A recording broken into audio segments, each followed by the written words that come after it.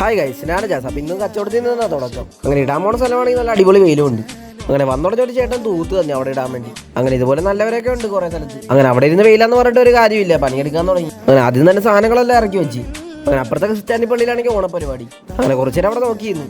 Life is not same for everyone എന്ന dialogue എടുത്ത് ഞാൻ പണിയെടുക്കാൻ തുടങ്ങി. അങ്ങനെ കുറച്ചേരം തളർന്നിട്ട് പോയിരുന്നപ്പോൾ നല്ല സുഖം ഉണ്ടായിരുന്നു. ഇങ്ങനെയുള്ള പണിക്ക് വരുമ്പോഴാണ് വീട്ടിൽ ഫാൻ വിട്ട് കിടക്കുന്നതിന്റെ സുഖം മനസ്സിലാവത്തുള്ളൂ. എൻ്റെ ഒരു അഭിപ്രായത്തിൽ ഇപ്പോഴും പിള്ളേരെ പണിക്ക് വിടണമെന്ന്, എന്നാലേ കഷ്ടപ്പാടിന് വില അറിയത്തുള്ളൂ. അത് പറഞ്ഞ് ഞാൻ മാത്രം പണിക്ക് പോകണമെന്നല്ല ഞാൻ ഉദ്ദേശിച്ചത്, വിടാത്തവരുടെ കാര്യമാണ് ഞാൻ പറഞ്ഞത്. അങ്ങനെ ഒരു 1:30 ആയപ്പോൾ നേരെ ഹോട്ടലിലോട്ട് പോയി. ഇവിടെയാണെങ്കിൽ 80 രൂപ ഒണിഞ്ഞ്, ഇന്നലെ 70 രൂപ മേടിച്ചതിനെ വെച്ച് നോക്കുമ്പോൾ അടിപൊളി. അങ്ങനെ എൻ്റെ പണി തുടങ്ങി. എന്നിട്ട് വെയിലിനൊരു കുറവില്ല. അങ്ങനെ ഒരു 4 മണിയായപ്പോൾ മഴ വന്ന്. അത്ര നേരം വെയിലായിരുന്നു, ഇപ്പോൾ മഴ പെയ്തിരിക്കുന്നു. അങ്ങനെ ചായക്കട കയറിയപ്പോൾ ചായ ഇല്ലെന്ന്. എന്നാൽ സർബത്ത് കുടിച്ച് അഡ്ജസ്റ്റ് ചെയ്യാൻ ഓർത്ത്. സർബത്ത് അവിടെ ചെന്നപ്പോൾ അവിടെ സർബത്തും ഇല്ല. അങ്ങനെ വേറൊരു കടയിൽ കയറി സർബത്ത് കുടിച്ച്. എന്നിട്ട് പിന്നെ ലൈസും കഴിച്ചു അവിടെ ഇരുന്നു. അങ്ങനെ രാത്രിയപ്പോൾ നമ്മുടെ ചേട്ടൻ വന്നു, റോഡ് സൈഡ് ചേട്ടൻ വന്നു.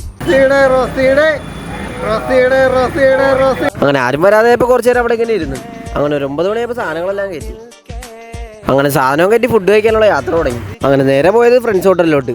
അങ്ങനെ അവിടെ കയറി അൽഫാമും കഴിച്ച് നേരെ വീട്ടിലോട്ട് പോയി. എന്നാൽ ഞാനങ്ങ് പോട്ടെ.